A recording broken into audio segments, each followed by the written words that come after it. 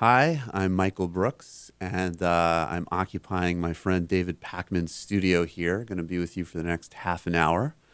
I have a background in social movement strategy, trend watching, and I'm a writer and blogger. And you can check out my work at www.theelusiveobvious.com. I'm going to be talking with you for about the next 10 minutes or so about some things related to Occupy Wall Street. And then I'm going to have David Pakman in for an interview to close out the half hour. So, a couple of things on my mind about Occupy Wall Street and things related to it in the news this past week that I think are connected and pretty important to go over. So, several days ago, Jay-Z was photographed next to Russell Simmons wearing an Occupy All Streets t-shirt. And people sort of wanted to know where they could get this shirt, who was producing it, and where Jay-Z found it. And of course, it came as no surprise that Occupy All Streets is a new shirt produced by Rockaware Clothing, which is Jay-Z's former clothing company, which he actually sold a couple of years ago for a really, really nice chunk of money. And it also came out that the company had no plans to even donate a section of the proceeds to Occupy Wall Street, that the shirt was a statement that anybody could buy it if they liked how it looked, and it was a supporting of the movement in spirit, shall we say. And this led to a lot of outrage. People were really angry at Jay-Z for kind of wanting to capitalize on the movement, and it was, I think, kind of a misstep for him in terms of his sense of the Occupy Wall Street movement and its brand and what people are looking for. So he took some heat for that. And as of last notice, Rockaware is no longer selling the Occupy All Streets t-shirt.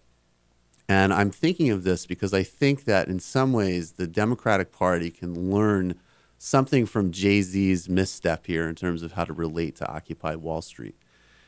That the Democratic Party has a really diffuse and kind of complicated brand. So it's in a difficult position from relating to Occupy Wall Street because the Democrats are all over the place. A candidate like Elizabeth Warren, obviously it makes a lot of sense for people who are serious about these issues to support her candidacy. Other candidates, not quite so much. And what the Obama administration and great communicators on behalf of Obama, like Bill Burton, who runs Priorities USA, which is a PAC that supports Obama, have tried to do is sort of split the difference by saying, basically, we really get the anger behind Occupy Wall Street. We sympathize, but there's not really a next step after it in terms of a substantive policy agenda. And I think that this is important for two reasons, two kind of connected reasons. One that's been going on for a little while and one that's a little bit more recent. So what I think is going on that's different about Occupy Wall Street is that both the Howard Dean and Barack Obama presidential campaigns kind of showed that people can participate in the electoral political process in a much more empowered and distinctive way. And those campaigns utilized the net, they utilized grassroots energy to actually, win, to win supporters, to raise money, and in Obama's case, win the presidency. And I think that the kind of rhetorical approach that the administration is adopting really reflects that attitude, which is that we sympathize with you guys, we're with you in spirit.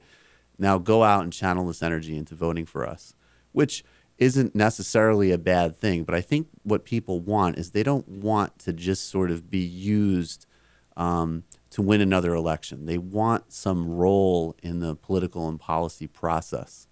And it's very understandable why Democrats are wary of this for a number of reasons.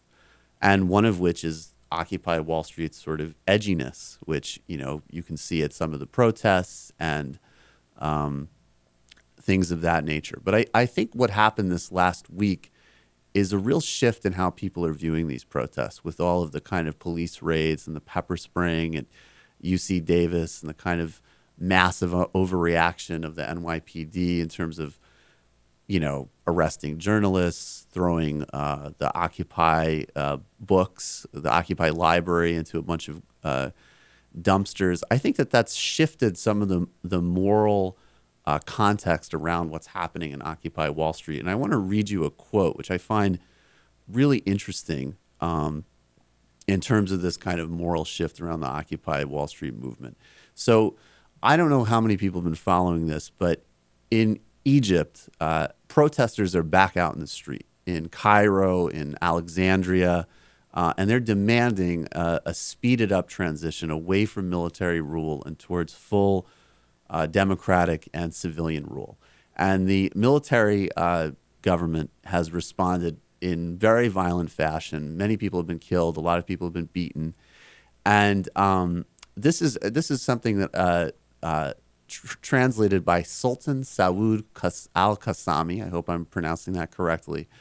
And she translated a statement from the official Egyptian news service by a state anchor person who said, "We saw the firm stance that the U.S. took with Occupy Wall Street and the German government against green protesters to secure their state." And it basically saying that we're following their lead in kind of doing the same, basically justifying their crackdown as part of a continuum in terms of what they've seen happen in the United States. Now, obviously, there's no comparison between getting shot and killed and getting pepper sprayed in the face. But at the same time, from a communications and public relations and moral perspective, you don't really want an Egyptian dictatorship that's ruthlessly cracking down on demonstrators to be citing the U.S. as an example of why they're doing what they're doing. And I think that this is a really interesting and important moment now that if Occupy is smart about, can both build on some of the moral momentum they have and use it as an opportunity to transition into more concrete policy demands and maybe building some new and smart linkages with the Democratic Party. So anyways, that's my take. We're going to take a little break now. And when we come back, I'm going to ask David Pakman some questions about all this.